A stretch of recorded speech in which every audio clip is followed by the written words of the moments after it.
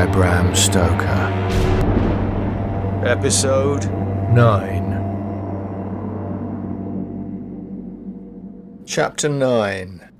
Letter, Mina Harker to Lucy Westenra, Budapest, 24th of August. My dearest Lucy, I know you'll be anxious to hear all that has happened since we parted at the railway station at Whitby. Well, my dear, I got to Hull all right, and caught the boat to Hamburg, and then the train on here. I feel that I can hardly recall anything of the journey, except that I knew I was coming to Jonathan, and that as I should have to do some nursing, I had better get all the sleep I could. I found my dear one, oh, so thin and pale and weak-looking. All the resolution has gone out of his dear eyes, and that quiet dignity which I told you was in his face has vanished. He is only a wreck of himself, and he does not remember anything that has happened to him for a long time past. At least he wants me to believe so, and I shall never ask. He has had some terrible shock, and I fear it might tax his poor brain if he were to try to recall it. Sister Agatha, who is a good creature and a born nurse, tells me that he raved of dreadful things whilst he was off his head. I wanted her to tell me what they were, but she would only cross herself and say she would never tell, that the ravings of the sick were the secrets of God, and if a nurse, through her vocation, should hear them, she should respect her trust. She is a sweet, good soul, and the next day, when she saw I was troubled, she opened up the subject again, and after saying that she could never mention what my poor dear raved about, added, "I can tell you this much, my dear, that it was not about anything which he has done wrong himself, and you, as his wife-to-be, have no cause to be concerned. He has not forgotten you, or what he owes to you. His fear was of great and terrible things which no mortal can treat of. I do believe the dear soul thought I might be jealous lest my poor dear should have fallen in love with any other girl. The idea of my being jealous about Jonathan! And yet, my dear, let me whisper, I felt a thrill of joy through me when I knew that no other woman was a cause of trouble. I am now sitting by his bedside where I can see his face while he sleeps. He is waking. When he woke, he asked me for his coat, as he wanted to get something from the pocket. I asked Sister Agatha, and she brought all his things. I saw that amongst them was his notebook, and was going to ask him to let me look at it, for I knew then that I might find some clue to his trouble. But I suppose he must have seen my wish in my eyes, for he sent me over to the window, saying he wanted to be quite alone for a moment. Then he called me back, and when I came, he had his hand over the notebook, and he said to me very solemnly, "Wilhelmina." I knew then that he was in deadly earnest, for he has never called me by that name since he asked me to marry him. "You know, dear, my ideas of the trust between husband and wife. There should be no secret, no concealment. I have had a great shock, and when I try to think of what it is, I feel my head spin round, and I do not know if it was all real or the dreaming of a madman. You know I have had brain fever, and that is to be mad. The secret is here, and I do not want to know it. I want to take up my life here with our marriage. For, my dear, we had decided to be married as soon as the formalities are complete. Are you willing, Wilhelmina, to share my ignorance? Here is the book. Take it and keep it. Read it if you will, but never let me know, unless, indeed, some solemn duty should come upon me to go back to the bitter hours, asleep or awake, sane or mad, recorded here." He fell back, exhausted, and I put the book under his pillow and kissed him.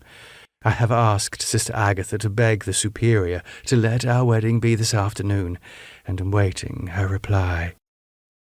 She has come and told me that the chaplain of the English Mission Church has been sent for. We are to be married in an hour, or as soon as Jonathan wakes. Lucy, the time has come and gone. I feel very solemn, but very, very happy. Jonathan woke a little after the hour, and all was ready, and he sat up in bed, propped with pillows. He answered his "I will" firmly and strongly. I could hardly speak. My heart was so full that even those words seemed to choke me. The dear sisters were so kind. Please God, I shall never, never forget them, nor the grave and sweet responsibilities I have taken upon me. I must tell you of my wedding present. When the chaplain and the sisters had left me alone with my husband, oh, Lucy, it's the first time I have written the words, my husband, left me alone with my husband, I took the book from under his pillow and wrapped it up in white paper and tied it with a little bit of pale ribbon which was round my neck and sealed it over the knot with sealing wax, and for my seal I used my wedding ring. Then I kissed it and showed it to my husband and told him that I would keep it so, and then it would be an outward and visible sign for us all our lives that we trusted each other, that I would never open it unless it were for his own dear sake or for the sake of some stern duty. Then he took my hand in his. Oh, Lucy, it was the first time he took his wife's hand, and said that it was the dearest thing in all the wide world, and that he would go through all the past again to win it, if need be. The poor dear meant to have said a part of the past, but he cannot think of time yet, and I shall not wonder if, at first, he mixes up not only the month, but the year. Well, my dear, what could I say? I could only tell him that I was the happiest woman in all the wide world, and that I had nothing to give him except myself, my life, and my trust, and that with these went my love and duty for all the days of my life. And, my dear, when he kissed me and drew me to him with his poor weak hands, it was like a very solemn pledge between us. Lucy, dear, do you know why I tell you all this? It is not only because it is all sweet to me, but because you have been and are very dear to me. It was my privilege to be your friend and guide when you came from the schoolroom to prepare for the world of life. I want you to see now, and with the eyes of a very happy wife, whither duty has led me, so that in your own married life you too may be all happy as I am. My dear, please Almighty God, your life may be all it promises, a long day of sunshine with no harsh wind, no forgetting duty, no distrust. I must not wish you no pain, for that can never be, but I do hope you will be always as happy as I am now. Goodbye, my dear. I shall post this at once, and perhaps write you very soon again. I must stop, for Jonathan is waking. I must attend to my husband. Your ever-loving Mina Harker. Letter, Lucy Westenra to Mina Harker. Whitby, 30th August. My dearest Mina, oceans of love and millions of kisses, and may you soon be in your own home with your husband. I wish you could be coming home soon enough to stay with us here. The strong air would restore Jonathan, as it has quite restored me. I have an appetite like a cormorant, am full of life, and sleep well. You will be glad to know that I have quite given up walking in my sleep. I think I have not stirred out of my bed for a week.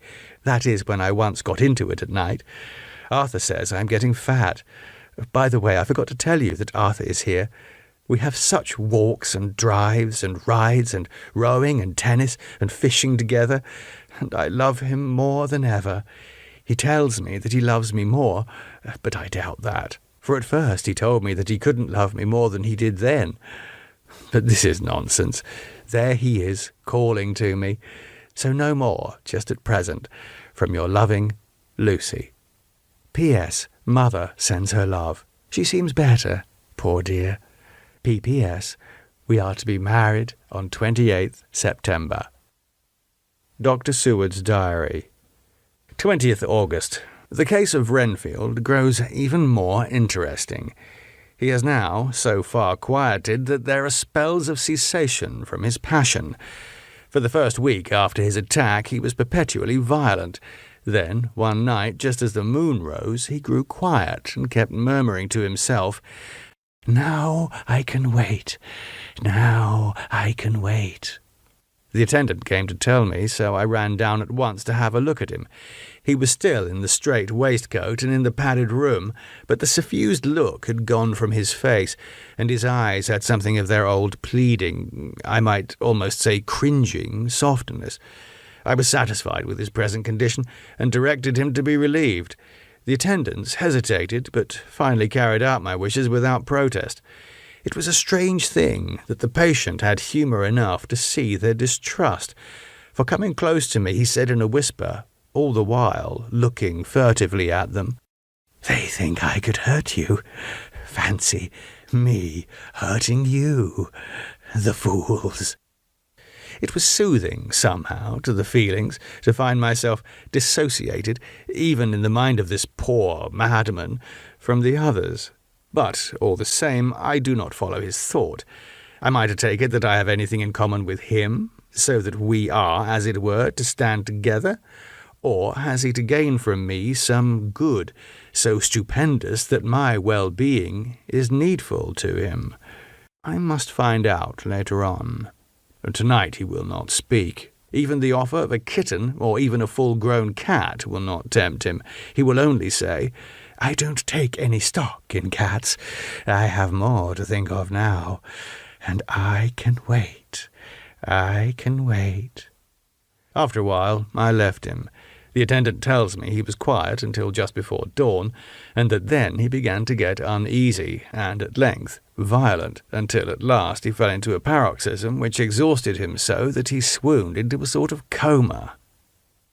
3 nights has the same thing happened. Violent all day, then quiet from moonrise to sunrise. I wish I could get some clue to the cause. It would almost seem as if there was some influence which came and went. Happy thought. We shall tonight play sane wits against mad ones. He escaped before without our help. Tonight he shall escape with it. We shall give him a chance, and have the men ready to follow him in case they are required. 23rd August. The unexpected always happens. How well Disraeli knew life. Our bird, when he found the cage open, would not fly, so all our subtle arrangements were for naught. At any rate, we have proved one thing, that the spells of quietness last a reasonable time. We shall in future be able to ease his bonds for a few hours each day. I have given orders to the night attendant merely to shut him in the padded room, when once he is quiet, until an hour before sunrise. The poor soul's body will enjoy the relief, even if his mind cannot appreciate it. Hark! The unexpected again! I am called! The patient has once more escaped! Later. Another night adventure. Renfield artfully waited until the attendant was entering the room to inspect. Then he dashed out past him and flew down the passage. I sent word for the attendants to follow. Again he went into the grounds of the deserted house, and we found him in the same place, pressed against the old chapel door. When he saw me, he became furious, and had not the attendant seized him in time, he would have tried to kill me. As we were holding him, a strange thing happened. He suddenly redoubled his efforts, and then, as suddenly, grew calm. I looked round instinctively, but could see nothing. Then I caught the patient's eye and followed it, but could trace nothing as it looked into the moonlit sky, except a big bat, which was flapping its silent and ghostly way to the west.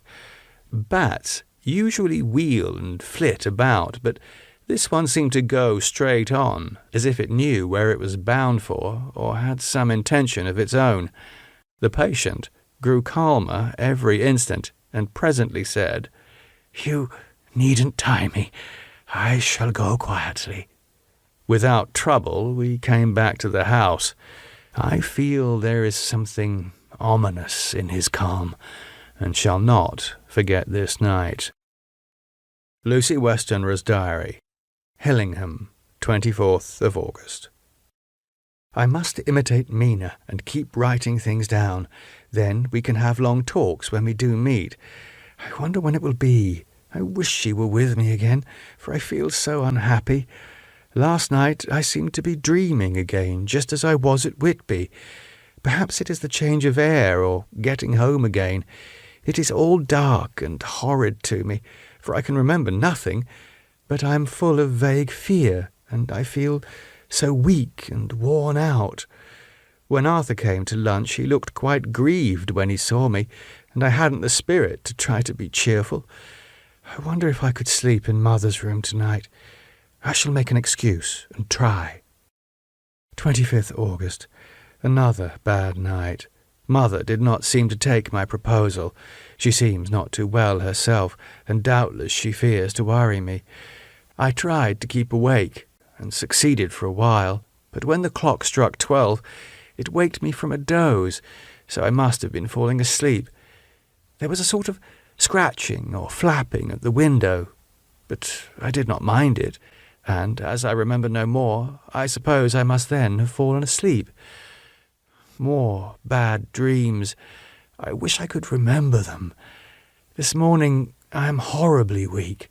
My face is ghastly pale, and my throat pains me. It must be something wrong with my lungs, for I don't seem ever to get air enough. I shall try to cheer up when Arthur comes, or else I know he will be miserable to see me so. Letter, Arthur Holmwood to Dr. Seward, Albemarle Hotel, 31st August. My dear Jack, I want you to do me a favour. Lucy is ill. That is, she has no special disease, but she looks awful and is getting worse every day. I have asked her if there is any cause. I do not dare to ask her mother, for to disturb the poor lady's mind about her daughter in her present state of health would be fatal. Mrs. Westenra has confided to me that her doom is spoken, disease of the heart, though poor Lucy does not know it yet. I am sure that there is something preying on my dear girl's mind. I am almost distracted when I think of her. To look at her gives me a pang. I told her I should ask you to see her, and though she demurred at first, I know why, old fellow, she finally consented. It will be a painful task for you, I know, old friend, but it is for her sake, and I must not hesitate to ask, or you to act. You are to come to lunch at Hillingham tomorrow, 2 o'clock, so as not to arouse any suspicion in Mrs. Westenra, and after lunch Lucy will take an opportunity of being alone with you. I shall come in for tea, and we can go away together. I am filled with anxiety, and want to consult with you alone as soon as I can after you have seen her. Do not fail. Arthur. Telegram. Arthur Holmwood to Dr. Seward. 1st September. Am summoned to see my father, who is worse. Am writing. Write me fully by tonight's post to ring. Wire me if necessary. Letter from Dr. Seward to Arthur Holmwood. 2nd of September. My dear old fellow, with regard to Miss Westenra's health, I hasten to let you know at once that in my opinion there is not any functional disturbance or any malady that I know of. At the same time, I am not by any means satisfied with her appearance. She is woefully different from what she was when I saw her last. Of course, you must bear in mind that I did not have full opportunity of examination such as I should wish. Our very friendship makes a little difficulty which not even medical science or custom can bridge over. I had better tell you exactly what happened, leaving you to draw, in a measure, your own conclusions. I shall then say what I have done and propose doing. I found Miss Westenra in seemingly gay spirits. Her mother was present, and in a few seconds I made up my mind that she was trying all she knew to mislead her mother and prevent her from being anxious. I have no doubt she guesses, if she does not know, what need of caution there is. We lunched alone, and, as we all exerted ourselves to be cheerful, we got, as some kind of reward for our labours, some real cheerfulness amongst us. Then Mrs. Westenra went to lie down, and Lucy was left with me. We went into her boudoir, and, till we got there, her gaiety remained, for the servants were coming and going. As soon as the door was closed, however, the mask fell from her face, and she sank down into a chair with a great sigh, and hid her eyes with her hand. When I saw that her high spirits had failed, I at once took advantage of her reaction to make a diagnosis. She said to me, very sweetly, "I cannot tell you how I loathe talking about myself." I reminded her that a doctor's confidence was sacred, but that you were grievously anxious about her. She caught on to my meaning at once, and settled that matter in a word. "Tell Arthur everything you choose. I do not care for myself, but all for him." So I am quite free. I could easily see that she is somewhat bloodless, but I could not see the usual anemic signs, and by a chance I was actually able to test the quality of her blood, for in opening a window which was stiff, a cord gave way, and she cut her hand slightly with broken glass. It was a slight matter in itself, but it gave me an evident chance, and I secured a few drops of the blood and have analysed them. The qualitative analysis gives a quite normal condition and shows, I should infer, in itself a vigorous state of health. In other physical matters, I was quite satisfied that there is no need for anxiety. But, as there must be a cause somewhere, I have come to the conclusion that it must be something mental. She complains of difficulty in breathing satisfactorily at times, and of heavy, lethargic sleep with dreams that frighten her, but regarding which she can remember nothing. She says that as a child she used to walk in her sleep, and that when in Whitby the habit came back, and that once she walked out in the night and went to East Cliff, where Miss Murray found her. But she assures me that of late the habit has not returned. I am in doubt, and so have done the best thing I know of.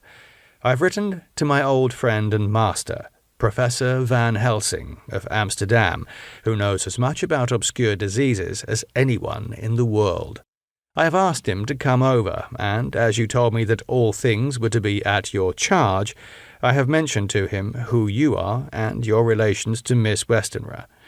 This, my dear fellow, is in obedience to your wishes, for I am only too proud and happy to do anything I can for her. Van Helsing would, I know, do anything for me for a personal reason, so, no matter on what ground he comes, we must accept his wishes. He is a seemingly arbitrary man, but this is because he knows what he is talking about better than anyone else. He is a philosopher and a metaphysician, and one of the most advanced scientists of his day, and he has, I believe, an absolutely open mind. This, with an iron nerve, a temper of the iceberg, an indomitable resolution, self-command, and toleration exalted from virtues to blessings, and the kindliest and truest heart that beats, these form his equipment for the noble work he is doing for mankind. Work both in theory and practice, for his views are as wide as his all-embracing sympathy. I tell you these facts that you may know why I have such confidence in him. I have asked him to come at once. I shall see Miss Westenra tomorrow again. She is to meet me at the stores, so that I may not alarm her mother by too early a repetition of my call. Yours always, John Seward. Letter. Abraham Van Helsing, M.D., D.Ph., D.Lit., etc., etc., to Dr. Seward, 2nd of September. My good friend, when I have received your letter, I am already coming to you. By good fortune, I can leave just at once, without wrong to any of those who have trusted me. Were fortune other, then it were bad for those who have trusted, for I come to my friend when he call me to aid those he holds dear. Tell your friend that when that time you suck from my wound so swiftly the poison of the gangrene from that knife that our other friend, too nervous, let slip, you did more for him when he wants my aids and you call for them than all his great fortune could do. but it is pleasure added to do for him your friend. It is to you that I come. Have, then, rooms for me at the Great Eastern Hotel, so that I may be near to hand, and please it so, arrange that we may see the young lady not too late on tomorrow, for it is likely that I may have to return here that night. But if need be, I shall come again in 3 days, and stay longer if it must. Till then, goodbye, my friend John. Van Helsing. Letter, Dr. John Seward to Honourable Arthur Holmwood, 3rd of September. My dear Art, Van Helsing has come and gone. He came on with me to Hillingham and found that, by Lucy's discretion, her mother was lunching out, so that we were alone with her. Van Helsing made a very careful examination of the patient. He is to report to me, and I shall advise you, for of course I was not present all the time. He is, I fear, much concerned, but says he must think. When I told him of our friendship and how you trust to me in the matter, he said, "You must tell him all you think. Tell him what I think, if you can guess it, if you will. Nay, I am not jesting. This is no jest, but life and death, perhaps more." I asked him what he meant by that, for he was very serious. This was when we had come back to town, and he was having a cup of tea before starting on his return to Amsterdam. He would not give me any further clue. You must not be angry with me, Art, because his very reticence means that all his brains are working for her good. He will speak plainly enough when the time comes, be sure. So I told him I would simply write an account of our visit, just as if I were doing a descriptive special article for the Daily Telegraph. He seemed not to notice, but remarked that the smuts in London were not quite as bad as they used to be when he was a student here. I am to get his report tomorrow, if he can possibly make it. In any case, I am to have a letter. Well, as to the visit, Lucy was more cheerful than on the day I first saw her, and certainly looked better. She had lost something of the ghastly look that so upset you, and her breathing was normal. She was very sweet to the professor, as she always is, and tried to make him feel at ease, though I could see that the poor girl was making a hard struggle for it. I believe Van Helsing saw it too, for I saw the quick look under his bushy brows that I knew of old. Then he began to chat of all things except ourselves and diseases, and with such an infinite geniality that I could see poor Lucy's pretence of animation merge into reality. Then, without any seeming change, he brought the conversation gently round to his visit, and suavely said, "My dear young miss, I have the so great pleasure, because you are so much beloved. That is much, my dear. Ever were there that which I do not see. They told me you were down in the spirit, and that you were of a ghastly pale. To them I say, poof!" And he snapped his fingers at me and went on. "But you and I shall show them how wrong they are. How can he?" And he pointed at me with the same look and gesture as that with which he once pointed me out to his class on, or rather after, a particular occasion which he never fails to remind me of. "Know anything of young ladies. He has his madmens to play with, and to bring them back to happiness and to those that love them. It is much to do, and but there are rewards in that we can bestow such happiness. But the young ladies, he has no wife nor daughter, and the young do not tell themselves to the young, but to the old, like me, who have known so many sorrows and the causes of them. So, my dear, we will send him away to smoke the cigarette in the garden, whilst you and I have a little talk all to ourselves." I took the hint and strolled out, and presently the professor came to the window and called me in. He looked grave, but said, "I have made careful examination, but there is no functional cause. With you I agree that there has been much blood lost. It has been, but is not. But the conditions of her are in no way anemic. I have asked her to send me her maid, that I may ask just 1 or 2 questions, that so I may not chance to miss nothing. I know well what she will say, and yet there is cause. There is always cause for everything. I must go back home and think. You must send me the telegram every day, and if there be cause, I shall come again. The disease, for not to be all well is a disease, interests me, and the sweet young dear, she interests me too. She charmed me, and for her, if not for you or disease, I come. As I tell you, he would not say a word more, even when we were alone. So, now, Art, you know all I know. I shall keep stern watch. I trust your poor father is rallying. It must be a terrible thing to you, my dear old fellow, to be placed in such a position between two people who are both so dear to you. I know your idea of duty to your father, and you are right to stick to it. But if need be, I shall send you word to come at once to Lucy, so do not be over-anxious unless you hear from me.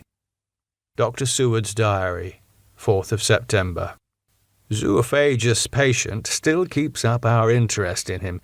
He had only one outburst, and that was yesterday at an unusual time. Just before the stroke of noon, he began to grow restless.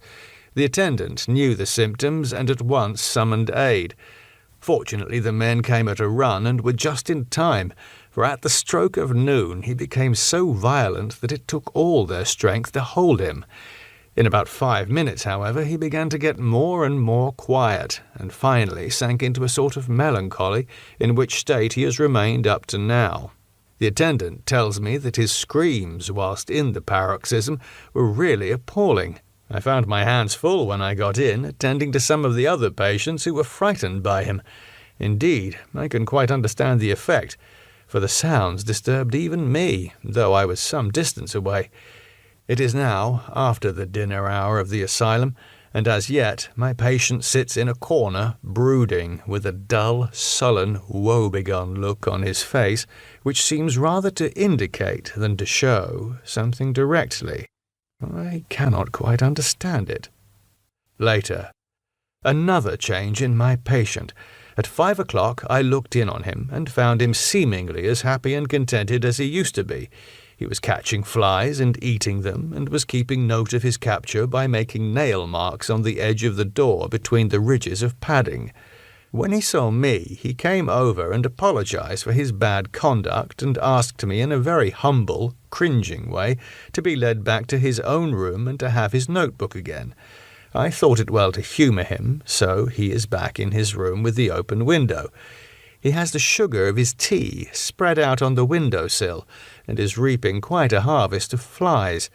He is not now eating them, but putting them into a box, as of old, and is already examining the corners of his room to find a spider. I tried to get him to talk about the past few days, for any clue to his thoughts would be of immense help to me, but he would not rise. For a moment or two he looked very sad, and said in a sort of far-away voice, as though saying it rather to himself than to me, "All over, all over. He has deserted me. No hope for me now, unless I do it for myself." Then, suddenly turning to me in a resolute way, he said, "Doctor, won't you be very good to me and let me have a little more sugar? I think it would be good for me." "And the flies?" I said. "Yes, the flies like it too, and I like the flies. Therefore, I like it. And there are people who know so little as to think that madmen do not argue. I procured him a double supply, and left him as happy a man as I suppose any in the world. I wish I could fathom his mind." Midnight. Another change in him. I had been to see Miss Westenra, whom I found much better, and had just returned, and was standing at our own gate looking at the sunset, when once more I heard him yelling. As his room is on this side of the house, I could hear it better than in the morning. It was a shock to me to turn from the wonderful, smoky beauty of a sunset over London, with its lurid lights and inky shadows and all the marvellous tints that come on foul clouds, even as on foul water, and to realise all the grim sternness of my own cold stone building, with its wealth of breathing misery, and my own desolate heart to endure it all.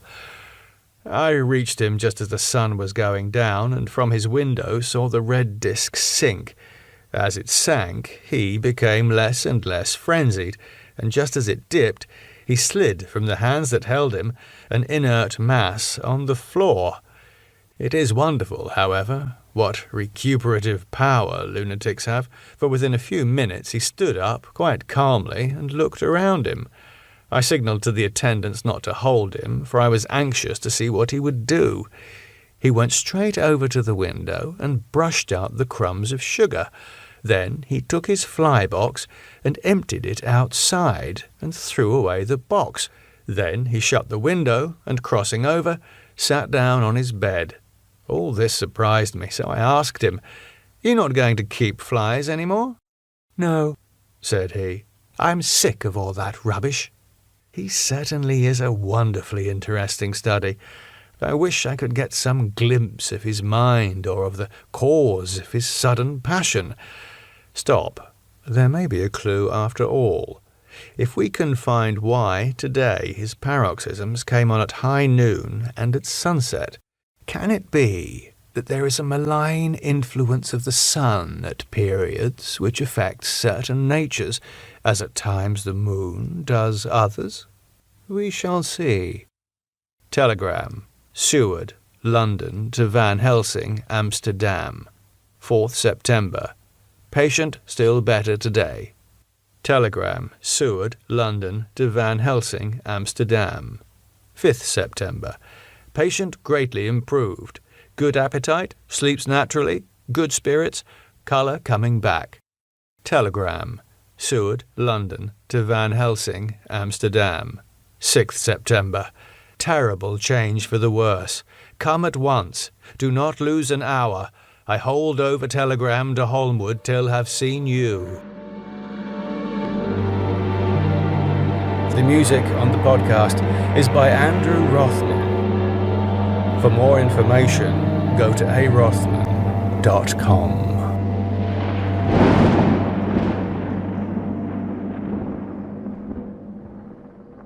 Thank you for listening. If you're enjoying this podcast and you're a fan of classic horror stories, like those of H.P. Lovecraft, for example, then you may enjoy another of my podcasts. This one's called The Vault of Lovecraft. It contains my unabridged readings of The Shadow over Innsmouth, Herbert West Reanimator, The Thing on the Doorstep, and many, many more. So search for The Vault of Lovecraft in your podcast app or visit my website, mikebennetauthor.com, for links. Thank you.